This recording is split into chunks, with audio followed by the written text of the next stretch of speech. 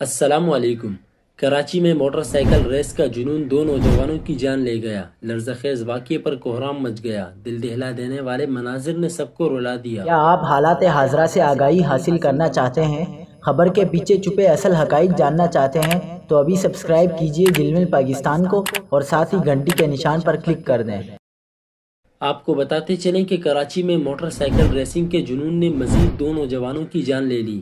کراچی میں motor cycle racing کے دوران پیش آئے حادثے کی ویڈیو سامنے آ گئی۔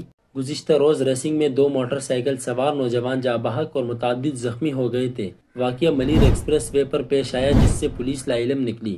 پولیس کا بتانا ہے کہ ریسکیو اداروں نے لاشیں مختلف نجی اسپتالوں سے جناح اسپتال منتقل کی اور لاشوں کے ساتھ موجود افراد نے واقعے کا نہیں بتایا۔ 2023 کے دوران حادثات میں جاں بحق اور زخمی افراد کی بڑی وجہ تیز رفتاری اور بغیر ہیلمٹ کے موٹر سائیکل چلانا تھا۔